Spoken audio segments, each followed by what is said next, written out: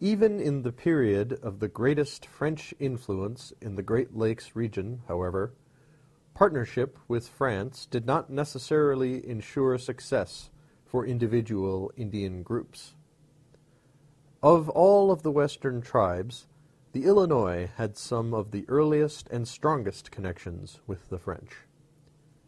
It was among the Illinois that the French had established missions and erected forts in the 1670s and 1680s.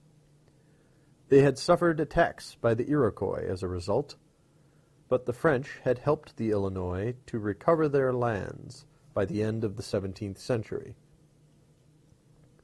Their loyalty to the French made the Illinois a target again during the Fox Wars of 1712 to the late 1730s. Over the course of this war, the Foxes, or Meskwakis, and their Sauk, Kickapoo, Mascouten, and Dakota, or Sioux, allies, frequently attacked Illinois villages. In time, the French ultimately defeated and nearly destroyed the Foxes. But most of the Foxes' allies used their wartime victories to make new land claims at the expense of the Illinois. The Kickapoos and Mascoutens established villages on the prairies of northern Illinois.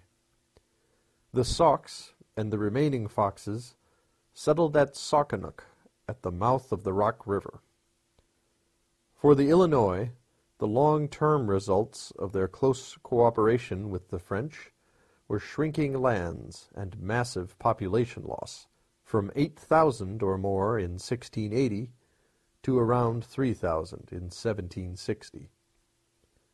Disease and alcohol took their toll, but the most significant factor may have been the near-constant warfare with tribes who were primarily the enemies of the French, whether Iroquois from the east, Foxes, Sauks, and Dakotas from the north and west, or Chickasaws from the south.